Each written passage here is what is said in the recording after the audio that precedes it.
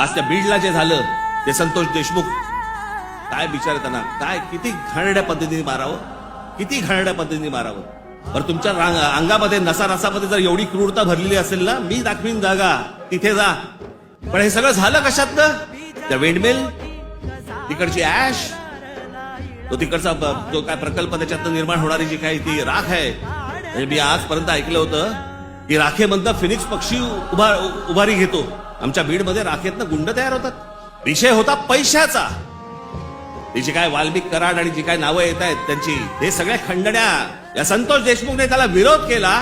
उद्या तिथे संतोष देशमुख नसता, दुसरा कोणी असता तरी त्यांनी हेच केलं असतं. विषय होता पैशांचा, विषय होता खंडणीचा, विरोध होता खंडणीला विरोध करणाऱ्यांचा.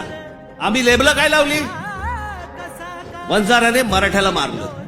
त्याच्यात वंजारांचा काय संबंध आणि मराठ्यांचा काय संबंध? कशात गुंतून पडतोय आपण? पण तुम्हाला गुंतवलं जातंय, हे राजकीय पक्ष तुम्हाला गुंतवतायत त्याच्यातच गुंतून राहा. आमच्या मुलांच्या शिक्षणाचा विचार करू नका, विषय आणू नका. आमच्याकडे रोज शेतकरी आत्महत्या करतायत. आता दिवसाला 7 आत्महत्या होतात दिवसाला शेतकऱ्यांच्या. पाहू नका.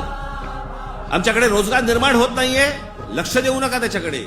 असंख्य मुलं आणि मुली मराठवाडा सोडून पुण्याकडे येत आहेत. दुर्लक्ष करा त्या गोष्टींकडे. आम्ही कशात अडकवलंय त्यांना? सगळ्यांना जातीपातीमध्ये अडकवलेलं आहे.